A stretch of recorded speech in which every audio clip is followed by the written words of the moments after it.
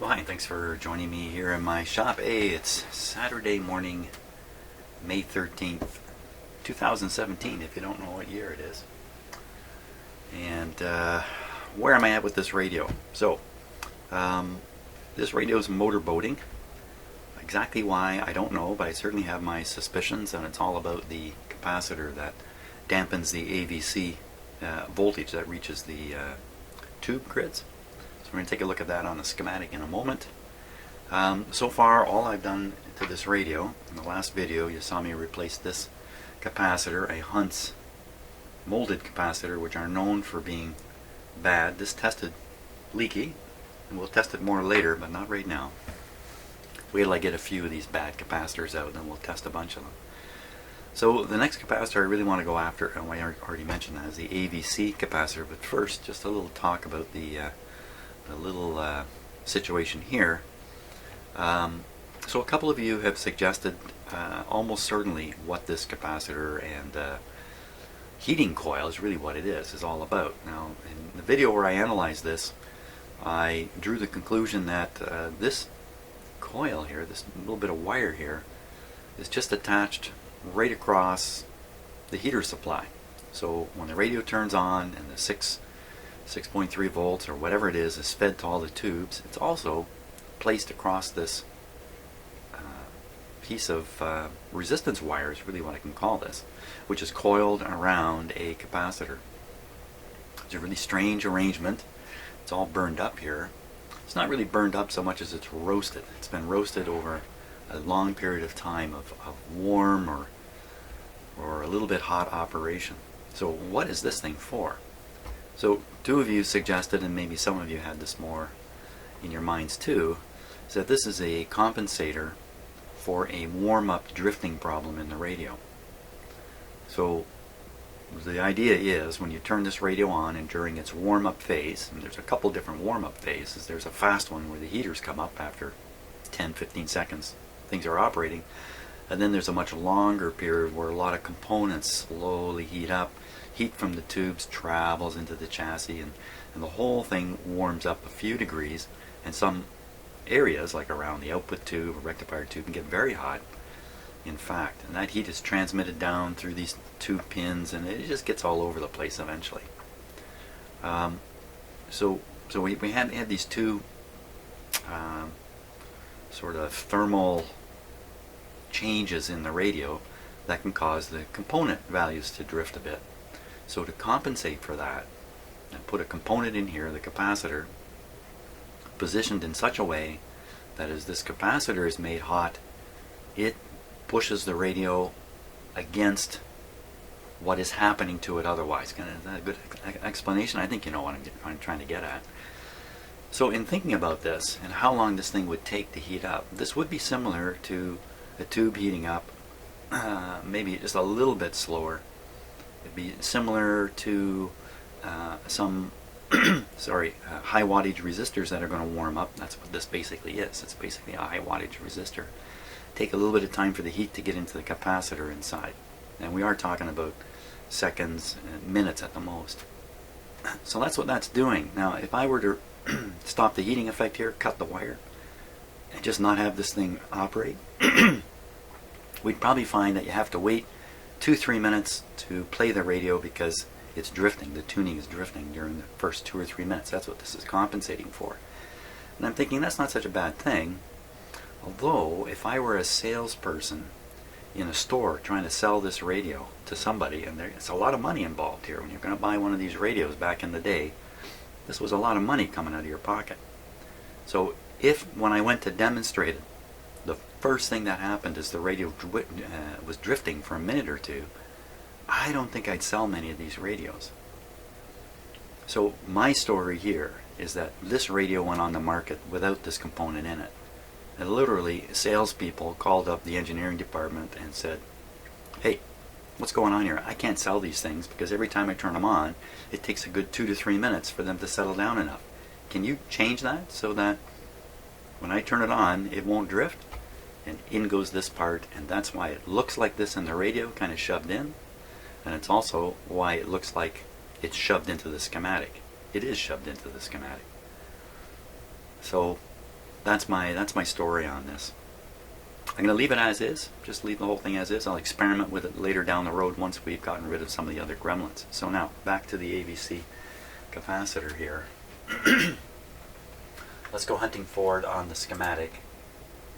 Okay, so here's the schematic for the radio. We'll start by looking at where the AVC voltage is developed. And that's right with these diodes right here on this tube. Excuse me. So a DC voltage is building up all through here. All through here. Okay, some of the AC signal stuff is being shunted to ground. Shunted to ground. Here the audio, this is where the audio is from the radio. The detected audio is fed off to the amplifier for the speaker. And this wire going this way is carrying the AVC voltage, which is just a rectified IF signal. Excuse me. So, what to do? It comes along here, it goes through a big resistor, a 1 meg ohm resistor. These are 50K. This is half a meg ohm. This is 50K. See, the impedance of the circuit is going way up on this side. So when you're over here, you're on a high impedance circuit. And this is all grid lines. See, they all go to grids. Whoops. Sorry, they're having a little bit of mouse trouble. Here we go. Up to a grid. Likewise, you follow this wire this way. You'll find it works its way to all the grids. Here we are. The grid. So the AVC voltage is placed on this wire and will move the grid voltages more negative or less negative depending upon how strong the IF signal is coming through, how strong the received signal is. Now, one of the things that goes on in the AVC circuit is to try to dampen that effect, the variation of the voltage in the AVC line, and that's done with a damping capacitor, not a really big one. Here it is here, the 0.05. See, it's connected right to this AVC line, right on the other side of this big resistor. So this guy slows down the variation of the voltage on here. It's also going to prevent simple feedback from occurring. Since the AVC line is fed with the output of the radio, and it's basically fed back to the input grids, there's a very high chance of some kind of feedback. If this capacitor weakens, you can get into a state where the radio motorboats, which is what this one's doing. Put, put, put, put, put, and all kinds of weird thumpy sounds can come out of a radio like this, because this guy's weak. So this is the guy we got to find. Now we're going to find him. On the schematic, he's shown connected on the grid wire here. That could be anywhere in the radio. It doesn't necessarily have to be anywhere. Like the position shown in the schematic is does not necessarily relate to the position in the radio. It could be way over here, could be way over there. Who knows? So to find it, I've got to hunt down one of these lines starting at a known point. So I think there's a really easy way to do this. We follow this up, following the DC path right here to the grid. This is a grid cap on the 6K7. So what I'm going to do is I'm going to stick my ohm meter on the grid cap, and then I'm going to look for continuity right down here, right on the terminal for whatever capacitor it is. I think is this one, and if I get direct continuity 0 ohms, I will have found this capacitor. And then I can always look for these resistors, which should be nearby, 2 meg and a 2 meg and a 1 meg. Not necessarily physically nearby, but electrically they're right nearby. So that's the plan. Grid cap, ohm meter, poke, find the capacitor. That's the plan. Okay, ohm meter first.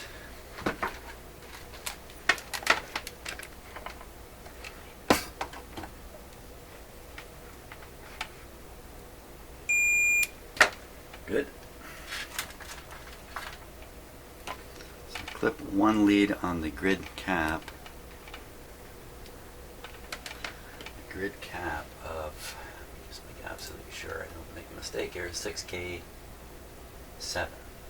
Grid cap. Right, 6K7. Okay, just taking a peek at the schematic there.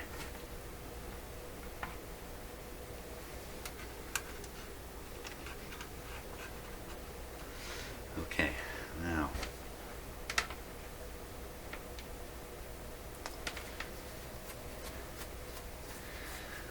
so the grid cap comes out the top of an IF can up here. That's kind of the 6th terminal on this IF. If I could hit the other end of the IF coil, I should see it on the ohm meter.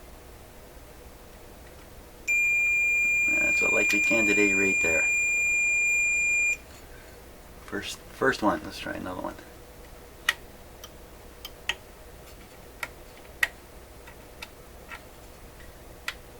No, that's it. Okay. Now, I trace the wire. There's a big resistor here. I don't know, 20 megohms or something like that. The other wire, another wire rather, coming down this way. It's connecting right in here. Let's take a little bit of a closer look. Okay. Now this is the wire. Very suspicious capacitor right here.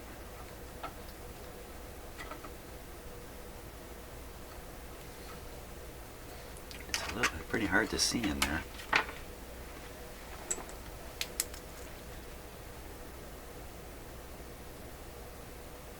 So I'm trying to make, so I think I can see the capacitor connection coming down to that terminal. It's got the wire on it, and this resistor here, this something black green. That looks like probably one of the resistors I was looking for. So how much is this capacitor here? Oh, 0.05. So I'm in the other end of it. It goes right to the chassis here. So I'm pretty sure this is going to be the AVC capacitor. So we're gonna change that guy out of there, test the radio, and see if the I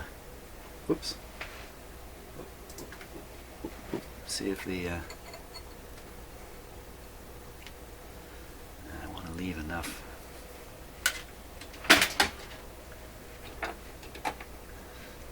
Leave enough wire on the capacitor so I can test it.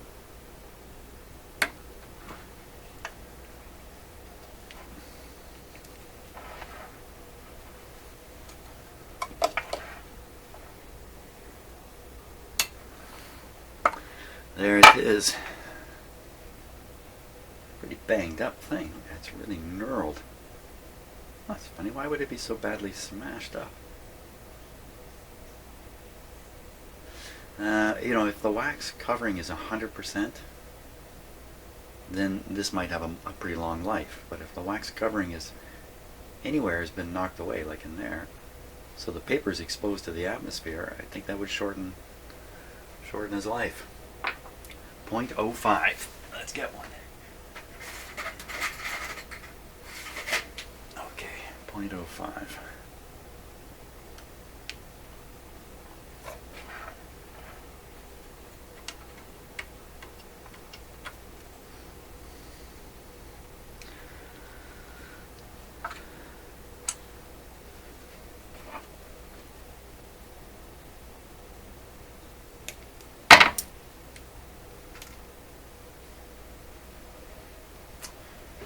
Okay.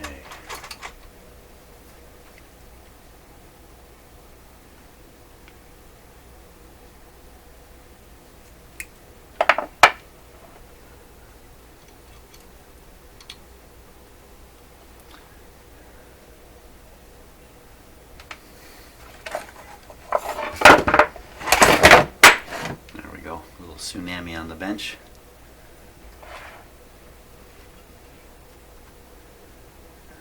Catch this like this.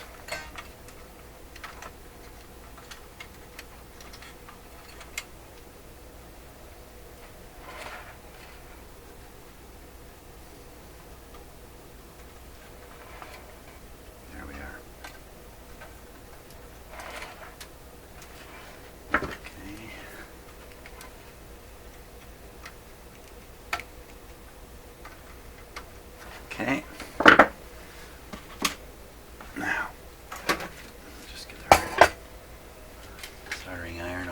here.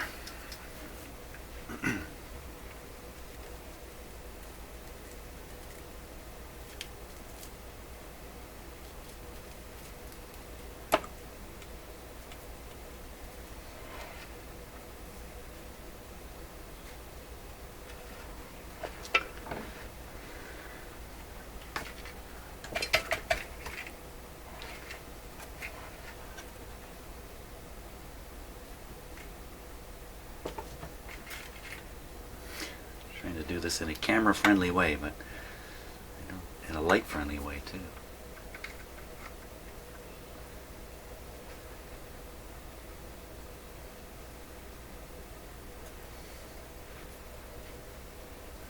It's a fairly large terminal, so it might take a bit of time here.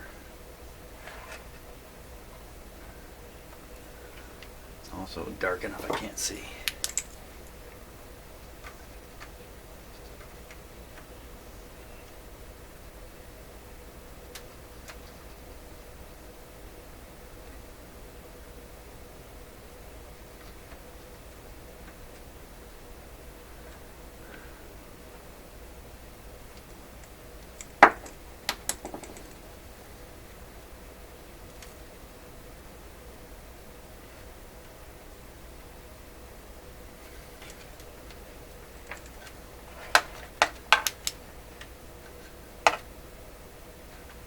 Okay, there we go.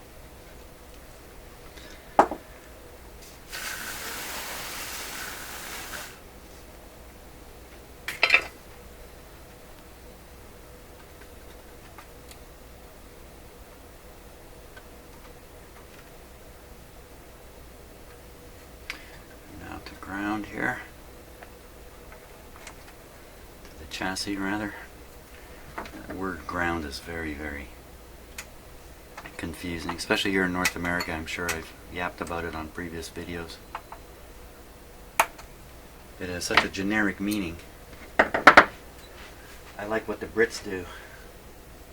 They use the word earth.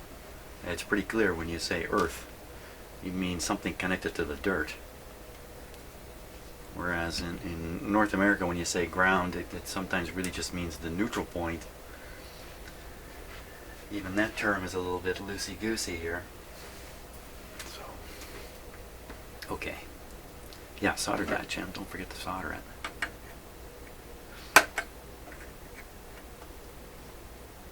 So hopefully this will stop the putt-putt-putt problem.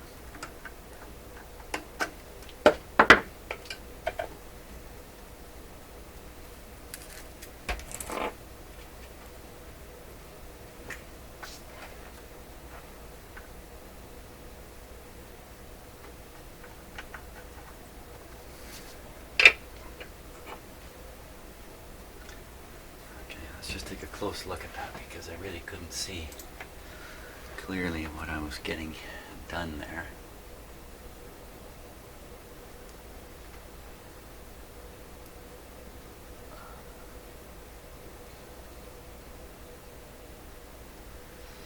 Could be done a little better. Let's see this other one here.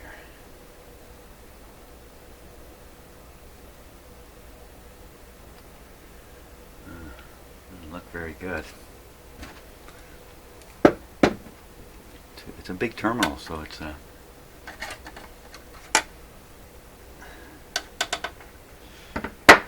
lighter pliers there.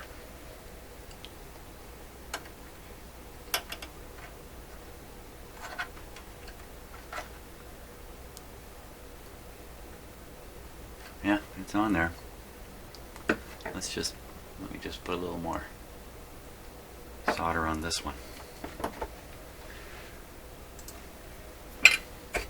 I think it's okay. But there certainly is room for more.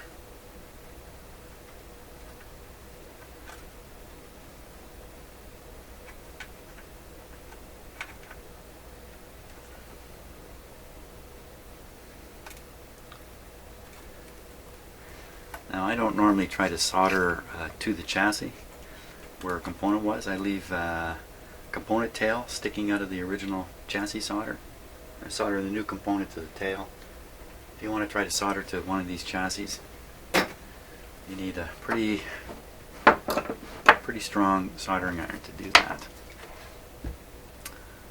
So that's it. It's in. We're ready for a test. That's all there was to it. That's great. Let's give it a test here. Okay, I'll disconnect this voltmeter.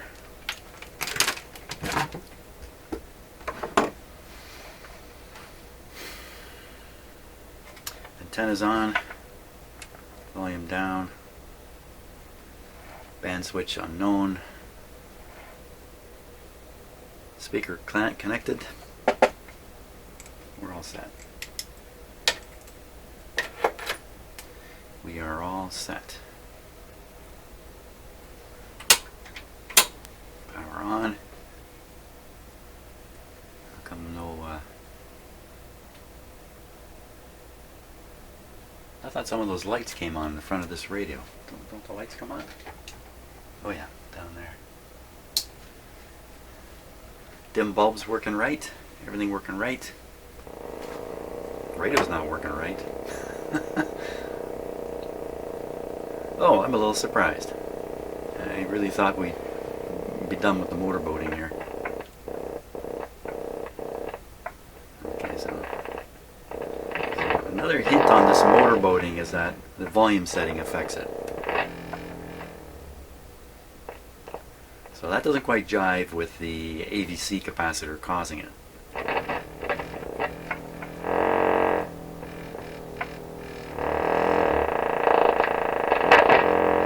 Tone control. Let's do something here before we... I've been surprised sometimes by how dirty volume controls can do more to a radio than you might imagine. So let's see where I'm going to spray this in there. This is only running with 90 volts.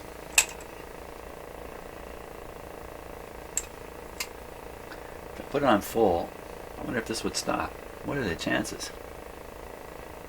Okay, I'm looking for good spots to spray cleaner in.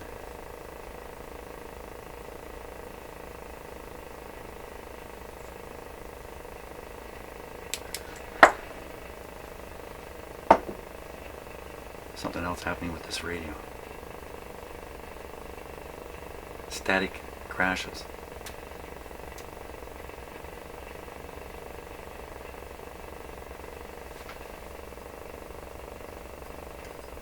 Not from tuning. Oh, there's so many bad looking capacitors in here anyway.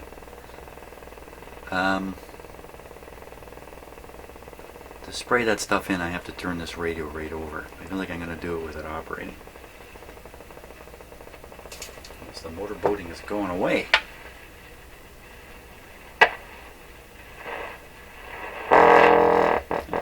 Sort of.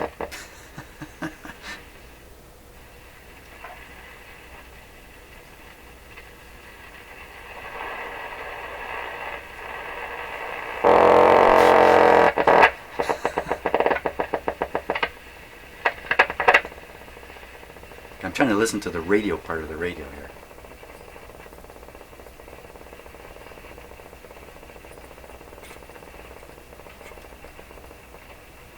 No, I don't think it's receiving. Okay, let's shut it off, power off, spraying the stuff.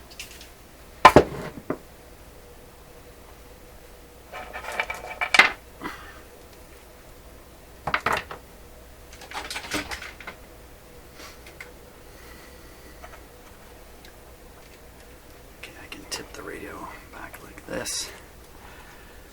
Oh, there's a bunch of junk in it. A bunch of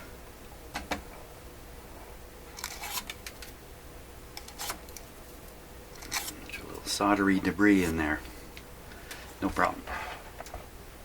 Okay, radio back.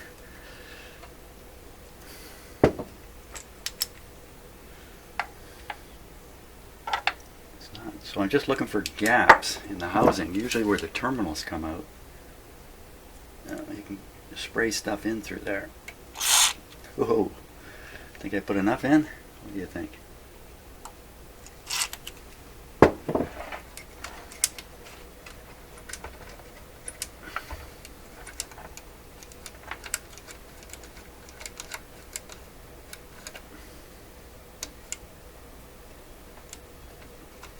Must have kicked right back onto my hand here. Ugh, it feels really scratchy. Usually when you put WD-40 in, things get nice and smooth. How come not so smooth here? Okay, I think that's probably done it in any case.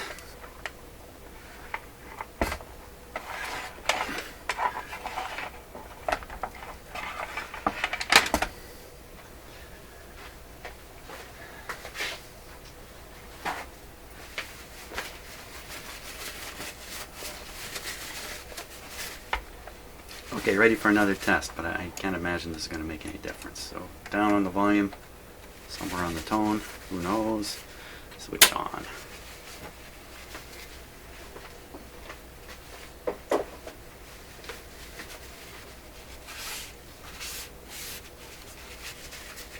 Okay, a little radio.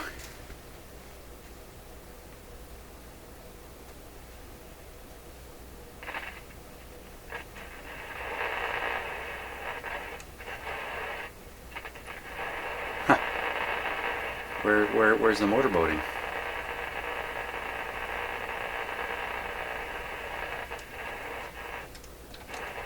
Really? Really? That's gonna do it? Come on. No way. Huh. Well, that seemed to eliminate the motorboating. I'm stunned. As I've told you, I had been surprised at times what cleaning a volume controller can do.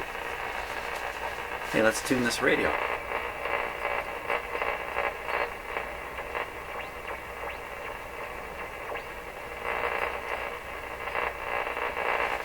Okay, how about a band change? WD-40 fixes the radio. Who'd have thought of that? Now, some of you freak out when you see me grab one of these with this huge tool. I'm thinking of you, Scott. Don't worry, I'm gentle. I'm gentle with it. That doesn't seem to be any different.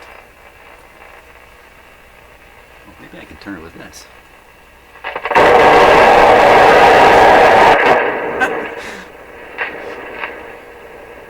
That sounds better.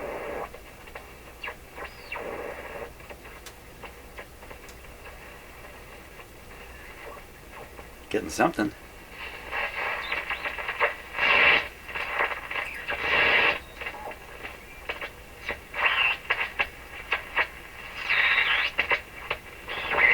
It's all the classic radio sounds.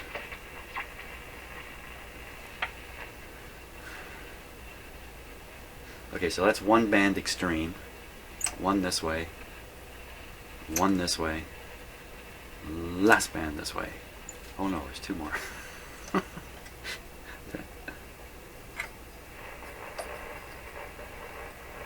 Nothing happening there.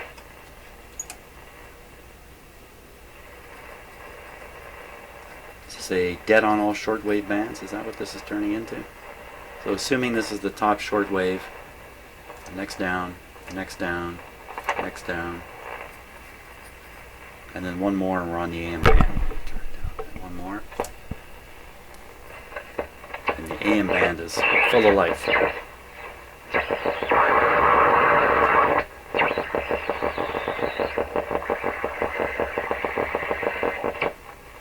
Okay, let's one last thing. We'll turn the voltage on full and see if the putt-putt comes back. Volume down.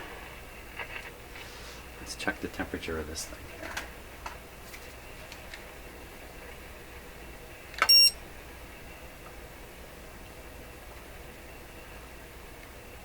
So not terribly hot. 55. There's a 55 I got on it there.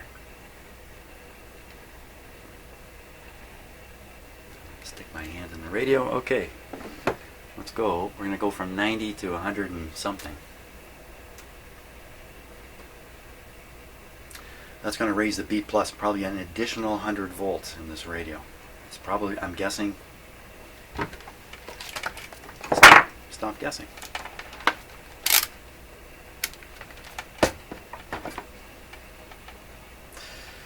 You raise the B plus, there's a chance you will pop a capacitor. Very, very small chance of a failure like that. Now, where can I find B plus? Down here on the capacitor.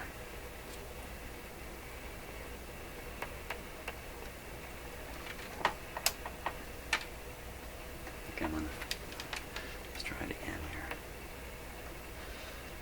228. And what do you think it's supposed to be? Probably 350. Okay. Enough tension? Let's turn up the volume. Turn up the voltage. Here we go. I'm now leaning back from the radio. 325. That's about right, I think. Notice the putt-putt didn't come back. Okay, didn't like that sound. That sounded like something breaking down. So, okay, now, putt-putt solved by the volume control. I still can't believe it. I cannot believe it. That's great. Next step now, I think, is to start,